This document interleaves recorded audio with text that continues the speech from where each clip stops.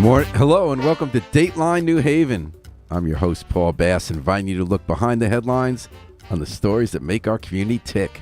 Well, it's an election year here, people, and in addition to people running for president, we will have people running for Congress to represent us in the 3rd Congressional District. U.S. Rep. Rosa DeLauro has been our Congresswoman since 1990's election. And in our studio today, we have a gentleman who is taking her on from the other side of the aisle, Michael Massey. New Haven born and bred, is seeking the Republican nomination. He's one of 2 candidates so far for the 3rd Congressional District.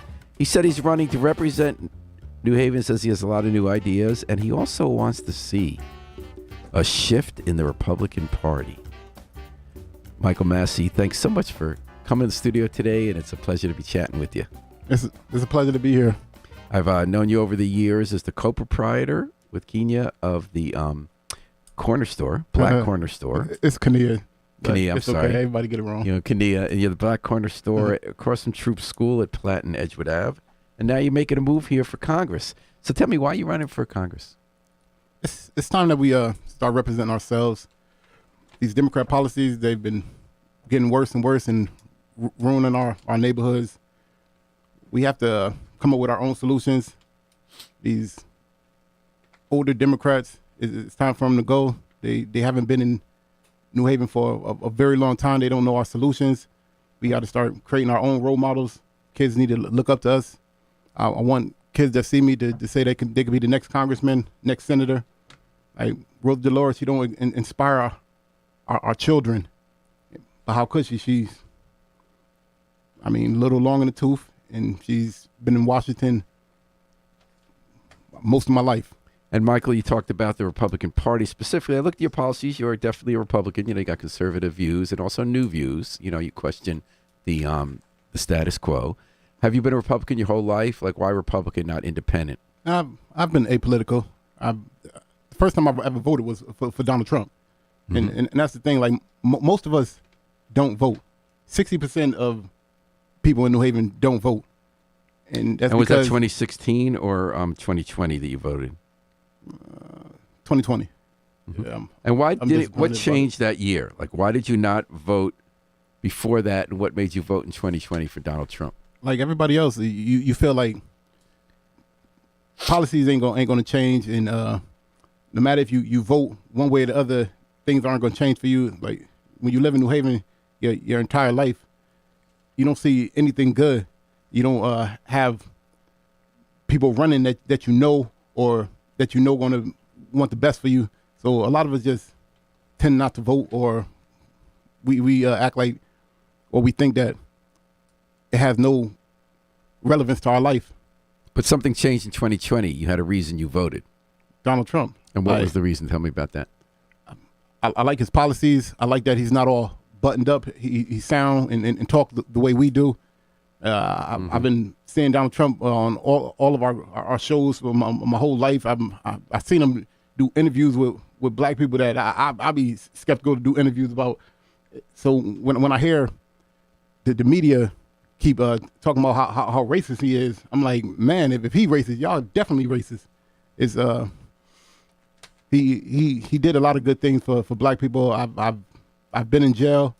I've actually been in jail when he was elected. I've witnessed the First Step Act. I've seen people walking out of jail. Did you benefit from the First Step Act, or no?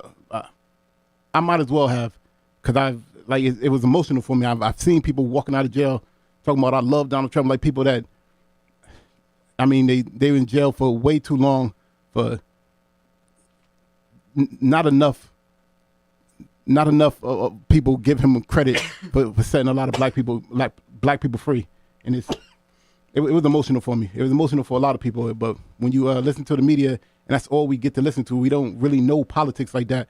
And so I started doing my own homework.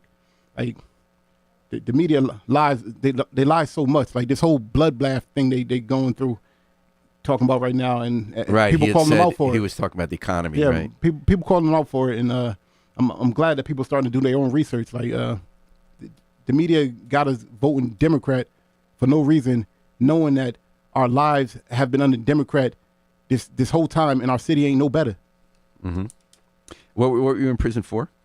Robbery, drugs. I've I've done a lot in this city. It took me a long time to change my life, because like when you don't see nothing better, you just do with the things that's around you. Like the first rule of life is to adapt to your environment, and it took me a long time to understand that the things that we idolize is destructive to us. Well, can you think of a moment that was a pivot for you, Michael? A lot of people talk about the moment when something inspires them to pursue a different life. I'm in jail, and like in jail, like they have a black TV, they have a white TV. Like it's yeah. I mean, the inmates sit at different places to watch. No, they have. I mean, this is the white TV, this is the black TV, this is the Spanish TV. This is what they tell you when you go to jail. Like it's so segregated, and it's always this. There was this old black dude I used to play chess with that sit over there and watch Fox News, and it was weird to me. So I go to talk to him, like I'm like, why you always sitting over here with these white racist people? Blah. This is when I was total a badass. Excuse my language, but it's okay.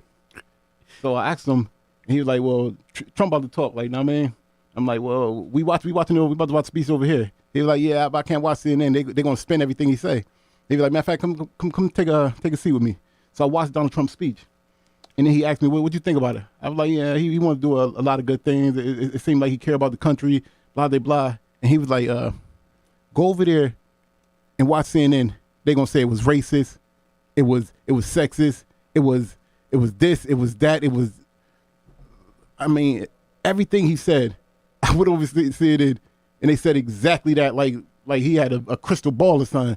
And I started like paying attention to Donald Trump and watching his speeches myself without the narrative that the media put on it. And I became a fan. I started. I read his book, and I just started like feeling myself moving more and more over to the conservative side. And I just dedicated my life to this, and I set a plan because of Donald Trump that I was gonna come home. I was gonna write a couple books. I was gonna get a store so I can be more involved with my people, and I was gonna run for Congress. And 2024 was my date. All right, we're talking about that with Michael Massey. He's looking for the Republican nomination for Congress from represent New Haven, the city where he's grown up and lived his whole life, more than 4 decades. And he's talking to us on Dateline New Haven. What prison was that? I couldn't even tell you. This was actually a federal prison, so you get moved around a lot. You see a lot. You meet a lot of the people. How long did you do? 10 years, 11 years. It was a long journey. When did you get out? 2018. And you decided, but something happened that you went straight. I told you. I started paying attention to Donald Trump and stopped listening to the liberals spin all the time. Mm-hmm. And I figured I was going to be running for Congress one day, because our cities is messed up, and Democrats, they've been in control of our cities for so long. They feel like they don't hold no responsibility. Like, well, that's because y'all just bad people. Like, nah, like you are a leader. You're supposed to inspire people to be better. Like our kids don't even know who you are. And then a lot of our congressmen and senators, like, you don't come by in these cities drive to vote. These are the biggest voting blocks, and they take advantage of our vote. I'm tired of people saying, well, we never get nothing for our vote. Well, you keep voting for the same people, for the same party, and you ain't running. And like I was kind of skeptical when I came home. I was actually trying to get other people to run that think like I do. Like we have to start being our own leaders. Like, it's especially for this Congress seat. You just got to be from this area. You got to be. I mean, this is actually a 25-year-old job. You only the term is 2 years. For us to let somebody sitting there for 33 years, knowing our cities are a disaster, our schools are a disaster. 20% of kids reading at grade level. For us to keep voting for you at the same time, like, you're not moving us forward at all. You're just getting rich, and you're helping out people that vote for you and donate to your campaign. Like, I'm being outspent by too much. We can't beat them that way, but we have the votes. And when I start doing the math on everything, like if people want to stand up, there's no way she could stop us. No matter how much money she put out, no matter how many people send her money, she couldn't beat me if the Republicans are on my side and my people are on my side. Our numbers are overwhelming. So, Mike Massey, you had some very specific ideas for your campaign. I found them interesting. They're not the ones you read every day because you don't hear many candidates talk about electronic benefit transfers, EBT. Yeah. So you're talking about like food stamps and welfare, right? And they say you can use a debit card. And this is something you know about, I think, because you run a corner store and your customers use EBT. And it tells you what you can spend it on and what you can't. And at least according to your website, you said that you want to get rid of restrictions on what that money can be used for, because otherwise you say it forces people to sell their EBT for 20 cents on the dollar so they can buy what they want. If 50 cents on the dollar. I'm sorry, 50 cents. If a person needs to buy toilet paper, who are we to say no? Tell me a little about that. How'd you come up with that idea and how it would work? Like I figure everybody in New Haven knows about EBT. It's become a staple in our community. And for you to put restrictions on it, especially in this economy, like sometimes it's cheaper to go to McDonald's than to go to shopping for food. And for us to keep, can you use EBT at McDonald's? Of course not. Oh, you can't. You can't buy. You can't use EBT for no hot food, and it's or it's even the ridiculous. stuff you make. Because I know you make hot food at the corner store. Yeah, no, you can't. If I'm making fried chicken at the corner store, you can't buy it, and it's. Oh, that's too bad. Yeah, People really like that chicken. I know. I don't like saying no to people. That's a good rep. But at the same time, I wanted my EBT to get taken. But these are situations and solutions that people like Rosa DeLauro just wouldn't understand. Okay, so here, let me tell you a story. Could I push back on you a little? Please. Because I think you got a good point. I think Yeah. most people would agree that government puts too many rules on things and they don't understand how people actually live. So I'm actually not disagreeing with your point, but I want to challenge you on a point. Please. So we know the reason and I'm not saying this is everybody, but I wrote about a case of another corner store, obviously not yours, nothing you would ever do. Mm-hmm. There was a person who ran a corner store, and one way he was getting good prices was he got all the people who were addicted to drugs, or as many as he could in his neighborhood, addicted to cocaine and heroin, and so that they could use the EBT for drugs, they sold them and it was 50 cents on the dollar. Mm-hmm. And then he would bring a whole big stash of those to Sam's Club to buy food for his store so that he could pay half of what he would otherwise pay. How do you prevent that from happening? And again, we're not saying most people are drug addicts, most people, but how do you prevent that from happening? I get what you're saying. However, putting restrictions on it didn't stop him. It don't stop it at all. Right. Like, so what would you do about that? I would let people spend their money on whatever they want to spend their money on. Including drugs? Of course not. You can't sell drugs at a corner store. But that's how he did it. He gave him the 50 get cents it, on the dollar to get the drugs. But you would let people sell it for 50 cents on the dollar to get the cash. No, what I'm trying to say is they shouldn't have to sell they food stamps for 50 cents on the dollar. They should be able to buy whatever they want from a store that you swipe. You should be able to buy toilet paper. So are you saying that there should be a restriction that you have to buy something with it? You can't sell it for cash? Well, no, it's EBT. I don't believe you. But that's what they did. That's what I'm doing. How do you make no mistake. Do you stop that? I'm not even saying that. I'm not saying. Hold on, let me finish. I'm not disagreeing with your position. I'm just saying. Yeah. I'm not even saying that you shouldn't be able to go to the ATM and get cash out. Why not? Like, I know that EBT, because I have a store, EBT is just cash for me. Why can't it just be cash for them? Like, people got things that they want to do with their money. If you're giving them this money anyways, so why can't put use restrictions on it? So you can't use it at the ATM? Unless you got EBT cash. But why just make it EBT food if people are going to sell it anyways? Like, you're just restricting their money. So you're saying that's one way to get around the problem, is if they could get the cash for a dollar on a dollar, then they want to sell it for 50 cents on the dollar. Exactly. But what about people who do use it for drugs? Again, we're not saying it's most people, but there are people who are addicted to drugs and it's used for that. Or do we say that it's a small enough number? Restricting it doesn't stop that. I mean, you just told me a story about how people are doing it. It doesn't stop it at all. I agree. Should we try to stop it? How? But that's something Republicans are very concerned what about. I'm trying to say is, how do you stop it? A person going to sell it for 50 cents, you can't. Just let people do what they want with their money. If you're going to give it to them anyways, let them buy what they have to buy. Like, you can't say just because somebody's going to do something bad with it, you got to punish everybody else. Right. I see what you're saying. Do you realize, and that's cool, you're not saying you do everything Republicans says, everything a Democrat says. The Republicans' big opposition to EBT transfers is fraud. They magnify the few people who do fraud and say, and so do Democrats, and say, like, so you're saying let people do what they want, why punish everybody else, right? If you're going to give them the money anyways, let them spend it for what they wanted to. Like, if I was in my store, if you was to buy like I said, some toilet paper, they could take to find me at my store, take my EBT when I know how much this person needed this, whatever it is, some shampoo, I mean, some dishwashing liquid. If EBT has become such a staple in our community that we got to stop restricting people. And you're saying people know better how to spend their money than the government does. Of course they do. And I don't see why Republicans will fight this. When push comes to shove, this will make businesses do better. Mm-hmm. All right. It's just they just don't know. Like, I mean, like just like a lot of our politicians that we hire, they haven't seen what we've seen, and we have to start being our own leaders, our own role models. You're saying based on your lived experience. Exactly. We have our own solutions. Mm-hmm.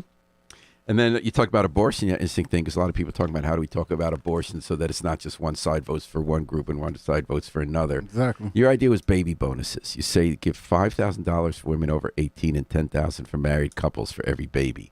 This gives an incentive for children to wait to have children until they're adults, until they're 18, and increases the likelihood of men becoming fathers instead of baby daddies. So you're saying a compromise would be to help women instead of demonizing. 80% of women say that if they would have had a decent care package, they would have chosen to keep their child, and that the most reliable way to enter upper middle class is to own a home. So is that a one-time $10,000 for a married couple and $5,000 for a single woman if they have a kid? For that child. So it's a baby bonus. If they have another child, I need them to have another baby bonus. I mean, this is not people that's making for rich people. Mm-hmm. But and you know, what do you think about the state's baby bonus plan that they just started, where they put it invested? You get it when the baby gets it when they're 18, to use however they want when it's got interest. So it could be like their college bond, their buy a house. I'm not opposed to that, but for right now, these women are killing their babies, and Republicans complaining about it. But you're not trying to help them financially to have their children, and we have to change that. I actually got this from listening to a speech that Donald Trump was talking about it. So it's definitely plausible, and the leader of my party wants to do it. Like we need to start injecting more money into our neighborhoods, and our mothers and our fathers. We're raising the next generation of Americans. We can't just keep leaving these people poor. I mean, fighting over crumbs. We need to inject as much money into these neighborhoods as possible, especially when they're doing the biggest job that Americans can do, and that's raising our children. How do you feel about legal abortion? Would you do a 16-week ban? Would you let it be legal? Would you have Roe made into law and make it legal? I'm not sure about a 16-week ban. I know I'm not cool with, and just like every woman I spoke to, I'm not cool with a woman getting an abortion at 9 months. But nobody, I don't care how you feel about it. Yeah, like, but nobody's for that. But what about? That's my point. Like, I don't know about. Listen, I don't know about. Yes, I'm banning 9 months, 8 months. But other than that, like I'm gonna let the doctors and these women, these fathers, make their own decision. It's just that at least it's not going to be a financial decision. Like we need to try our best to start having these women have these kids. Like ain't no telling how many Barack Obamas we lost, how many Martin Luther Kings we lost, how many Jay-Z's, and it's financial. These Republicans, I think they're shooting themselves in their foot by trying to ban things without giving them an opportunity for anything else. That's interesting. So is it fair to say you'd allow abortion to be legal except for the third trimester? Like I said, I'm not a woman. I've never had an abortion. I know that there's a number that most women will be comfortable with, and I'll let them come up with that number. Harry points out, and he's accurate, that it's also Democrats who don't tell you their limits on abortion. I think that's a very fair point. So it's not a Democrat-Republican thing. I'm just wondering where everyone's trying to thread this needle. Yeah, I can't put that limit up there. We're gonna let these women and these doctors and let people make their own decisions on what limit it is. I really love that it went back to the states. We're gonna let these states make. And I think we need to do more surveys. Some people want to ban the pills or going to another state to have an abortion. All right. Well, I disagree with that. Mm-hmm. I believe that these states should make their own decisions. People in Connecticut think a lot different than people in Texas. But should someone from Texas be allowed to go to Connecticut to get an abortion if they want? Of course. Yeah. If they can get in their car, they should be able to get there. If a person from Connecticut wants to fly them out, then, I mean, that's fine. But I can't tell Texas what to do. You're saying let people do what they want. Let people do what they do within reason. And Mike Massey is here running for Congress and telling us all about it on Dateline New Haven and WNHH FM 103.5, live streamed at WNHH.org. Prison labor you talk about. You don't hear candidates for public office talk about prison labor either. I mean, you definitely have a different set of life experiences, from running a corner store to having grown up in a city to having been behind bars. That definitely leads to a different set of proposals, which is, for me as a journalist, very interesting to talk about. You talked about prison labor, and you said that prisons should be rehabilitating more than punishment. This country's focused on punishment, not rehab, and that's true. The trend in the last bunch of decades has been forgetting the rehab. Yes, you want to allow private companies to employ inmates to work while importing financial literary classes to help them. Creating a prison workforce will be voluntary. Doing the math at $5 an hour, a person come home after 5 years, $50,000. This works to keep them in the working spirit. It keeps them in the working spirit, and they come home. They got a little bit of money in their pocket. They could do some things with it, especially if they took classes. And I know people that have never had $10,000 in their life, and that's just the truth. Mm-hmm. And our politicians, we don't know these type of people, even though these cities drive the vote. Like, if we all vote, is nobody can stop us, like either Republican side or Democrat side. Like, if Republicans support me, and they are overwhelmingly, there's no way a Democrat can stop me. Same thing if I was to run on the Democrat side, and if my people are supporting me, there's no way a Republican could stop me. And that's the thing. Like, but we take advantage of black vote is not the majority. It's not the majority. However, if you add that to right now in this third district, if you add black votes to Republican votes, then Republicans get exactly. Yeah. Same thing that what they're doing on the Democrat side. It's just we've been there for 50 years, and our city's been being terrorized for 50 years, and we won't even change. I'm not saying bring a Republican in that we don't know, but there's enough conservative black people that you be like, well, I'm gonna vote for you. I'm not gonna don't just bring a campaign for somebody else. You need to run. So since you said that about conservative black people, there's been a lot of discussion, as you know, about why is it that black votes have increased, not just for Donald Trump, but for the Republican Party, and so have Hispanic votes at an even bigger rate. And one of the theories I think that I find the most interesting is not when white people tell you should be voting one way because it's in your interest, but one analysis I find interesting is that, the largest group of votes for Democrats presidential election is black women and then black men. Mm-hmm. And the analysis is that trend's older. It's people who did their voting in the context of the civil rights movement. So first, black votes were overwhelmingly Republican because of Lincoln freeing the slaves 160 years ago. And then when things shifted in the 60s and 70s, the civil rights movement, black votes went overwhelmingly Democrats who voted for civil rights legislation. The argument made now is that all that time there were the black vote, the average black person, there's no one person who's average of any group. Mm-hmm. But the average black Hispanic person was much more conservative than Democrats on certain issues like abortion, on economics. And they still are. Right, and that they were more liberal than other voters on civil rights legislation, is that we've moved into another era where people who didn't have their formative years in the civil rights movement are now having those other issues come to the fore. Exactly. That's one analysis. What's your analysis? I mean, I think you said it perfectly. Like, we're not slaves. I don't know nobody that's been a slave. Like, every time Joe Biden say something like they're trying to put you back in slavery, I'm like, I wish they try. Like, do we look scared? Every time Joe Biden is with some black people, he start talking about white supremacy coming to get you. I'm like, they better hurry up. I mean, like, we, especially in these urban cities, like, we ain't punks. Like, if you think you're scaring us into voting Democrat, we're starting to see through that. Like, then there's you another got to theory. have better policies than the next person. We're not just voting because you say white supremacy.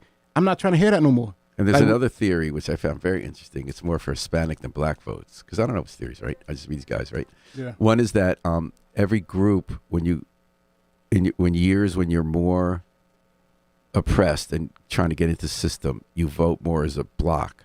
Yeah. But then when you become assimilated in society, you're human beings. So there's no such thing as the Irish vote anymore. The Irish vote used to be overwhelmingly Democrat.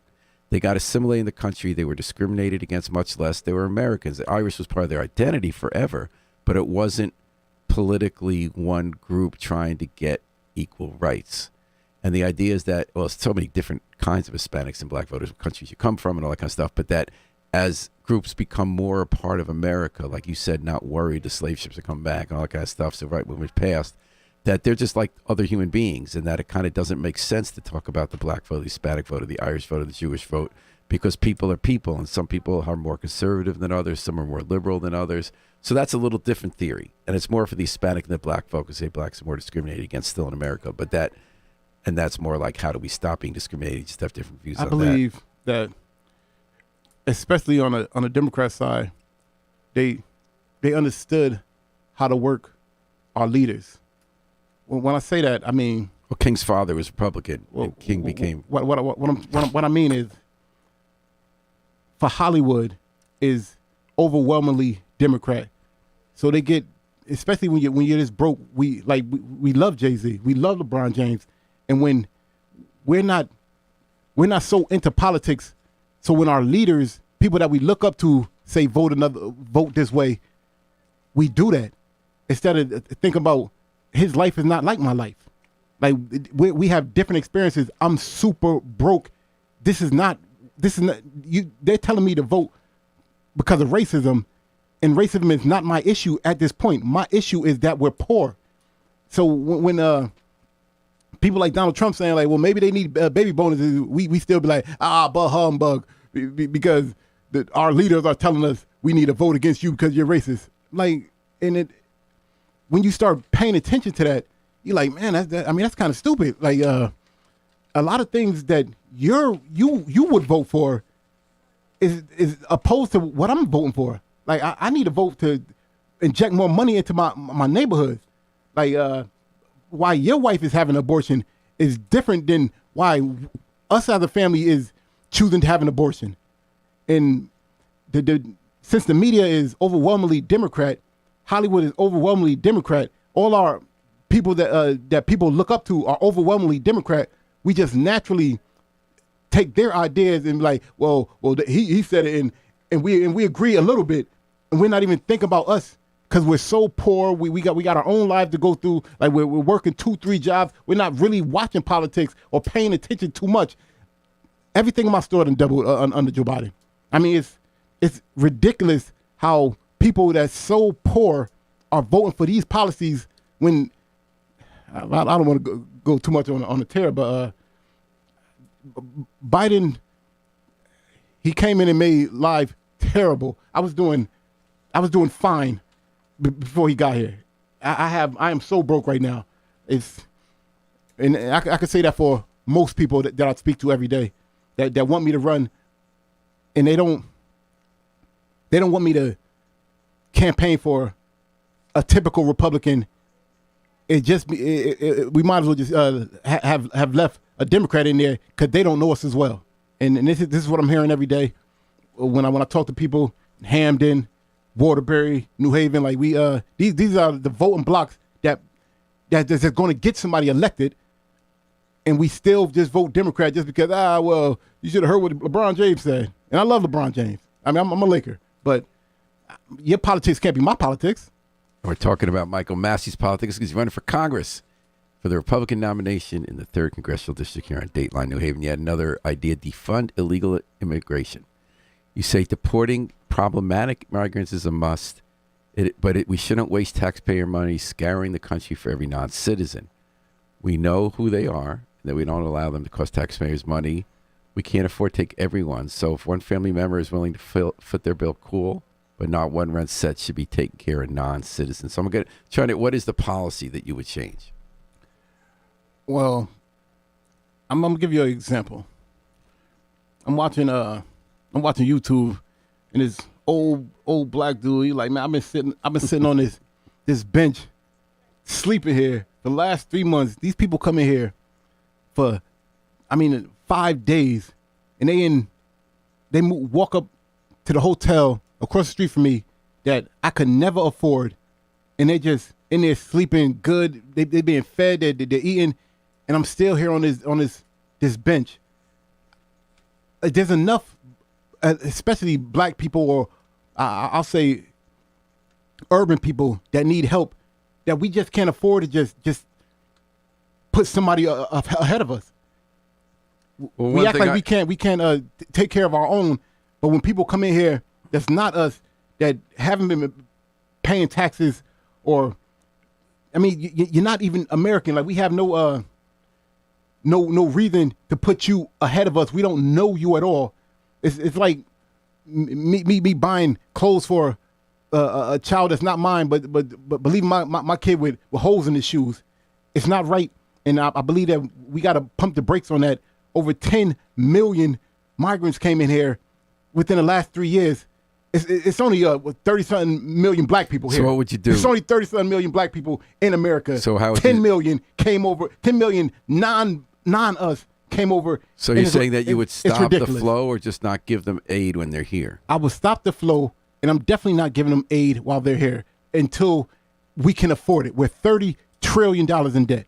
We are borrowing money from China to pay for them, and they're not even American before they even pay for us.